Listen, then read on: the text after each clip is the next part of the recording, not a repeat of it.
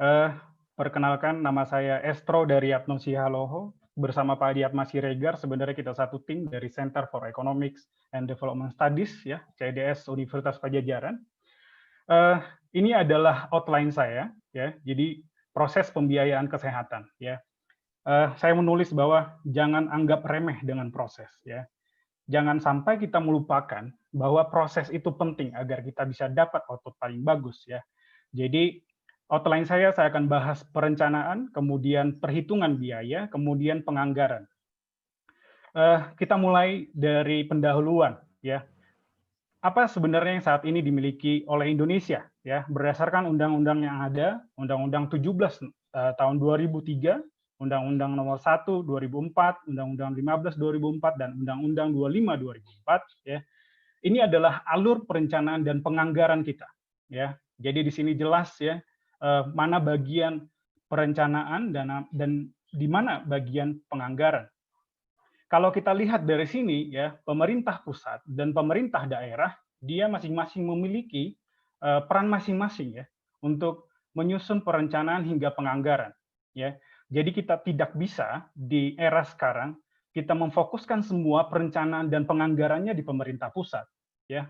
Dengan sistem sekarang, pemerintah daerah harus ambil bagian yang besar juga, bagaimana supaya output kesehatan juga bisa terlaksana di seluruh daerah. Ya, kita tidak bisa menggantungkan diri kita terhadap pemerintah pusat. Eh, Kemudian pertanyaannya adalah seberapa baik perencanaan dan penganggaran kita. Ya, ini menjadi tema dan topik yang sangat menarik sebenarnya. Apalagi Bapak Ibu yang berasal dari daerah, mungkin ada yang tidak mengerti alur perencanaan dan penganggaran seperti apa. Tapi saya tidak menutup mata bahwa banyak juga yang mengerti. Ya, kita mulai dari perencanaan. Ya, perencanaan, ya, yang baik, kita harus punya 4 tahap ini. Ya, yang pertama adalah kita harus punya analisis situasi, kita tetapkan tujuan, kemudian identifikasi kegiatan, kemudian kita susun rencana operasionalnya. Ya, yang pertama adalah analisis kegiatan. Analisis kegiatan yang pertama adalah kita harus tahu, ya, deskripsi masalah kesehatan yang ada di masyarakat. Kemudian yang kedua, bagaimana kinerja sistem pelayanan kita di daerah. Kemudian yang ketiga, kita harus tahu juga nih resiko lingkungan. Keempat, faktor resiko perilaku. Ya, pertanyaannya, benarkah dilakukan analisis situasi dengan benar? Ya, ini kita tahu, ya. Saya pernah beberapa kali ke daerah timur, ya, kemudian perbatasan di Kalimantan juga. Satu hal yang menarik adalah ketika saya waktu itu menjadi salah satu researcher atau peneliti dari Kementerian A, ya. Ketika saya datang ke masyarakat, ya, ketemu dengan camat, kepala desa, mereka bilang, "Oh, Bapak dari kementerian yang ini ya?" Terus saya bilang, "Oh, tidak, Pak, saya dari kementerian B." Terus mereka bilang, "Sampai sekarang, ya, kementerian yang udah datang ke daerah kita itu udah A, B, C, D, dan udah sangat banyak, tapi tidak ada hasilnya, Pak." Kayak gitu, ya.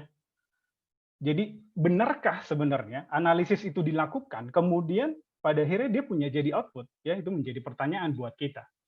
Kemudian selanjutnya adalah eh, deskripsi masalah kesehatan. Nah, ini menarik. Yang saya buat foto di sini adalah foto jamban, Bapak Ibu. Ya, jadi ada salah satu teman saya, ya, ahli kesehatan masyarakat di kota tempat saya tinggal saat ini, di kota Bandung. Ya.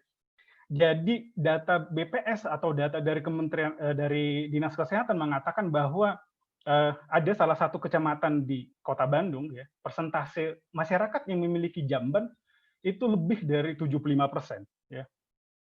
Tapi pada saat teman saya ini pergi ke masyarakat terjun langsung, dia bilang, menurut perkiraan dia, 30% pun nggak nyampe. Ya. Rata-rata masyarakat, ya, buang hajat itu ke sungai. Bayangkan saja. Ya. Tapi bagaimana, ya, kita sebagai pemangku kepentingan menggunakan data yang salah? Berarti deskripsi masalah kesehatan yang kita punya itu salah. Ya. Kalau kita punya deskripsi masalah kesehatan salah, ujung-ujungnya dari perhitungan biaya, penganggaran, semuanya akan salah. Ya, jadi menjadi sangat penting. Kemudian dari 4 ini yang menurut saya menarik adalah faktor risiko perilaku. Kita juga harus analisis. Ini survei yang dilakukan salah satu lembaga di awal April, ya. Dia mengatakan bahwa 48% orang Indonesia percaya bahwa Indonesia kebal corona. Bayangkan saja, ya. Kalau masyarakat kita punya situasi seperti ini, apa yang harus kita lakukan? Apa yang harus pemerintah lakukan? Atau misalkan faktor risiko perilaku yang lain. Banyak masyarakat sekarang, anak muda yang mulai menggunakan rokok elektrik. Nah, apa yang harus kita lakukan dengan kondisi itu? Ya, masalahnya ada dan harus up to date. Ya. Kemudian penetapan tujuan. Ya, ini adalah penetapan tujuan. Setelah kita punya analisis situasi, kita punya program, kegiatan, kita harus punya inputnya, kemudian output, kemudian target dan outcome. Ya, ini adalah contohnya, Bapak Ibu bisa lihat dari imunisasi polio sampai si outcome-nya adalah KLB polio tidak terjadi. Nah, pertanyaannya, apakah hasil penelitian yang dilakukan banyak akademisi atau banyak peneliti dari semua kementerian atau lembaga itu menjawab masalah kesehatan? Ya, seharusnya kita sebagai researcher atau peneliti, kita harus mencoba menjawab, harus ada inovasi supaya kita bisa menyelesaikan masalah kesehatan. Ya, punya analisis yang baik, punya prioritas program, kemudian akhirnya kita bisa menyelesaikan masalah kesehatan. Kemudian kita identifikasi kegiatan.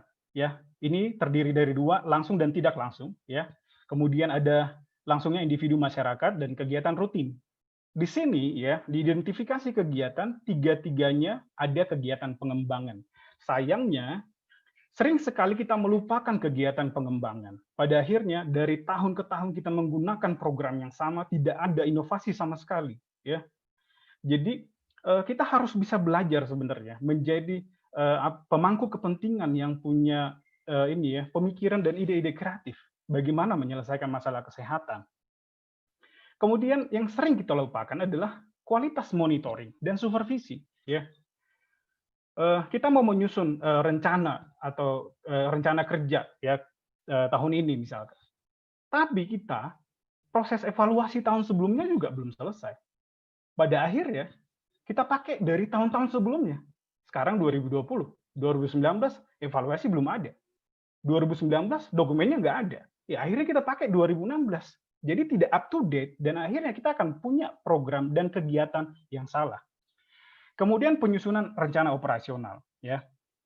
Kita tentukan semuanya, ini adalah teknis sampai menentukan penanggung jawabnya.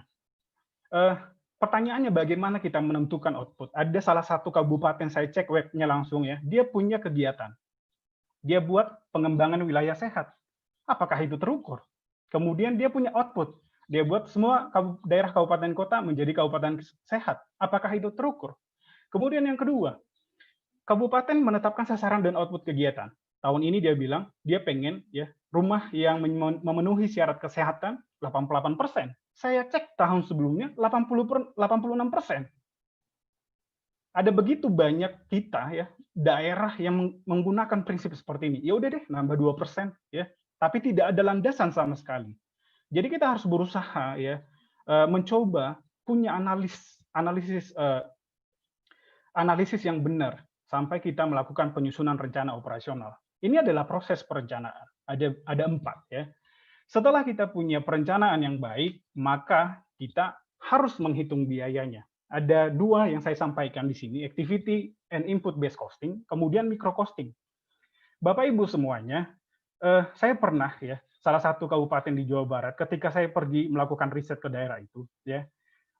Saya tanya, bagaimana Bapak, ini adalah kepala dinas, waktu itu beberapa kepala dinas bertemu ya. Bapak, saya tanya, bagaimana Bapak bisa menentukan bahwa si program ini biayanya segini? Jawabannya apa?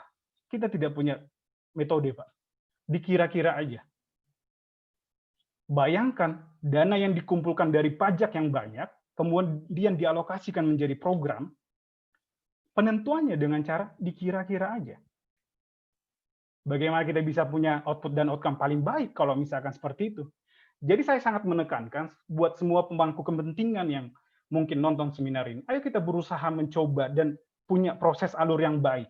Kita hitung berapa sebenarnya biayanya. Jangan sampai kita pakai anggaran yang besar untuk biaya yang bukan prioritas, kemudian untuk masalah yang sebenarnya besar, kita pakai biaya kecil. Ya, jangan sampai seperti itu. Ini adalah activity and input based costing, kemudian ini adalah micro costing. Bedanya adalah micro costing kita pakai persentase penggunaan. Intinya dari sini adalah kita harus hitung biayanya. Setelah kita menghitung biayanya, barulah kita masuk ke penganggaran atau budgeting. Di sini ada beberapa penganggaran, jenis penganggaran yang saya sampaikan dan dipakai berbagai negara. Ya, yang pertama WHO mendefinisikan anggaran menjadi 5: apa, mengapa, kapan, siapa, dan bagaimana. Yang menurut saya paling penting adalah poin 5. Bagaimana proses penganggaran dapat dikerjakan berdasarkan strategi kesehatan nasional. Jawabannya di sini adalah semua pemangku kepentingan harus terlibat secara strategis, ya. Jangan sampai kita punya banyak pemangku kepentingan di daerah atau di pusat, ya. Yang cukup menyedihkan adalah ketika saya terjun ke daerah sebagai peneliti, ya, ke dinas kesehatan misalkan di daerah, masuk jam 8, pulang jam 12 siang. Kemudian apa yang mereka kerjakan, ya? Kemudian mengapa seperti itu? Itu karena sudah by system, ya. Dan itu memang harus diubah. Kemudian siapa yang mengubah? Jawabannya adalah kita bersama, ya. Nah, ini adalah beberapa jenis penganggaran. Yang pertama adalah incrementalism. Ini adalah yang paling tradisional. Anggaran ini bersifat menambah dan mengurangi jumlah rupiah pada item anggaran yang sudah ada sebelumnya menggunakan data tahun sebelumnya sebagai dasar tanpa dilakukan kajian yang mendalam. Sampai tahun 2018 saya pernah pergi ke daerah, hal ini masih dilakukan. Di daerah kabupaten kota di Pulau Jawa, bagaimana kita bisa berharap daerah di Sumatera, di Kalimantan, Sulawesi bisa lebih maju. Sedangkan daerah yang dekat dengan kota pemerintahan, Jakarta, masih melakukan ini. Kemudian yang kedua adalah public financial management. Ini jauh lebih bagus. Saya menyoroti public financial management adalah karena dia punya audit internal dan audit eksternal. Ya, penelitian yang dilakukan ya di Kamerun, Chad, dan Afrika Tengah menunjukkan bahwa kualitas PFM ini berpengaruh sangat positif dan signifikan terhadap efisiensi belanja publik di sektor kesehatan. Kemudian yang selanjutnya adalah medium term expenditure framework. Di metode ini ya, ini adalah kerangka penganggaran jangka menengah. Jadi dia bersifat komprehensif ya. Kemudian dia menghubungkan kondisi makro ya. Di sini dijelaskan penelitian sebelumnya di tahun 2014 ada 120 negara yang mencoba menggunakan medium term expenditure framework ya. Kalau dia pakai medium term expenditure framework maka anggaran kesehatannya menjadi lebih seimbang sekitar 2%. Fase yang lebih tinggi punya dampak yang lebih tinggi ya. Jadi kalau misalkan kita hanya punya skema anggaran jangka pendek, kemungkinan besar ya masalah kesehatan kita juga tidak akan tuntas. Kita harus tahu program dan prioritas. Masalah kesehatan mana yang jangka panjang kita harus selesaikan, mana di dalam jangka menengah yang kita harus selesaikan.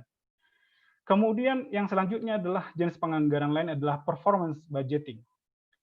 Budgeting kita itu berbasis kinerja ya. Ini adalah langkah-langkahnya. Intinya adalah bagaimana kita bisa punya anggaran yang punya output dan outcome terukur ya. Output itu diukur dengan efisiensi, sedangkan outcome itu diukur dengan efektivitas ya. Penelitian yang terjadi di Denmark ya, waktu saya baca paper ini cukup menarik karena hampir semua fasilitas kesehatan katanya di Denmark sudah menggunakan performance budgeting ya. Dan hasilnya ya itu bisa meningkatkan jumlah program, mengendalikan biaya, anggaran kesehatannya lebih stabil, ya. Jadi seperti itu. Apakah kita Indonesia bisa? Saya rasa bisa, ya. Ini adalah efisiensi dan efektivitas Bapak Ibu pemangku kepentingan. Jadi kalau kita mau mengubah input menjadi output itu adalah efisiensi, dari output menjadi outcome itu adalah efektivitas. Input itu contohnya jumlah dokter. Output adalah misalkan rasio kematian bayi terhadap populasi. Outcome adalah angka harapan hidup saat lahir. Itu adalah contohnya. Bagaimana dengan Indonesia? Ya, Indonesia sebenarnya ketika saya baca paper ini ternyata kita udah punya perjalanan yang cukup panjang. Ya, dari semua kriteria atau metode penganggaran yang tadi yang saya sampaikan, ternyata Indonesia juga sudah melakukannya. Ya, 9798 Bank Dunia menyarankan bahwa kita harus memperbaiki sistem perencanaan dan penganggaran kita. Akhirnya kita dari 2001 mulai perbaiki, ya. Kemudian, maaf, 5 menit lagi ya. Siapa? Oke. Nah, 2002 ya, kemudian pemerintah Indonesia melalui Menteri Keuangan membentuk komite tingkat tinggi disebut Komite Reformasi Manajemen Keuangan.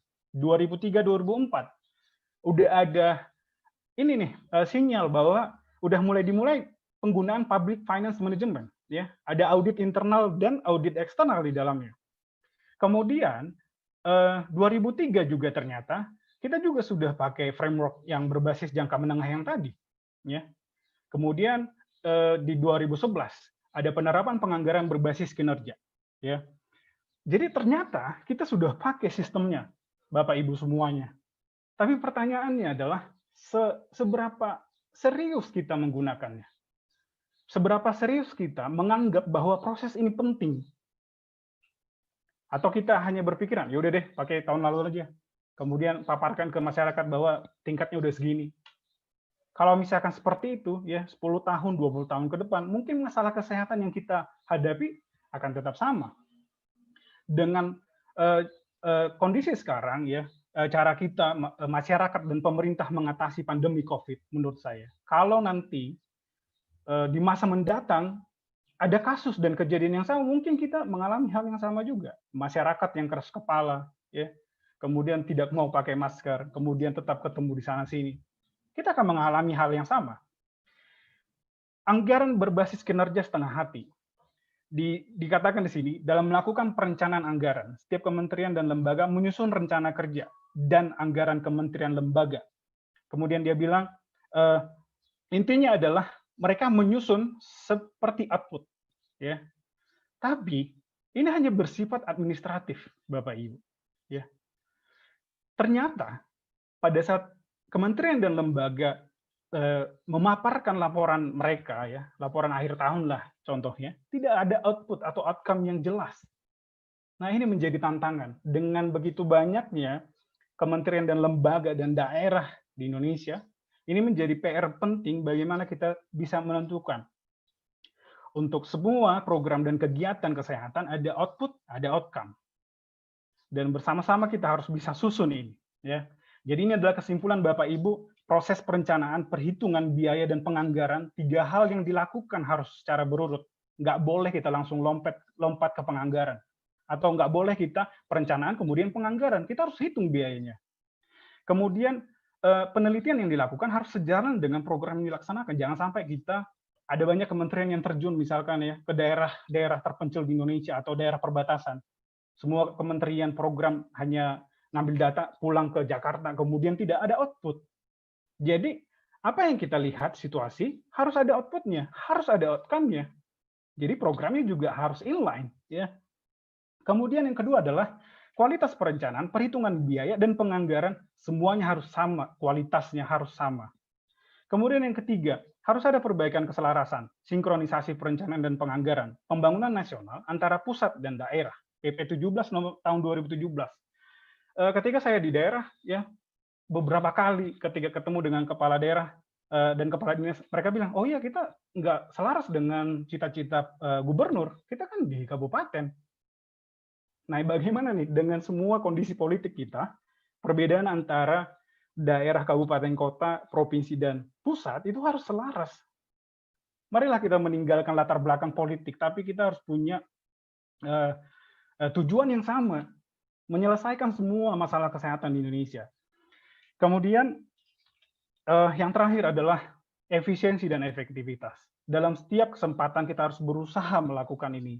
Cari dan hitung efisiensi dan efektivitas. Kalau tidak efisien, apa faktornya?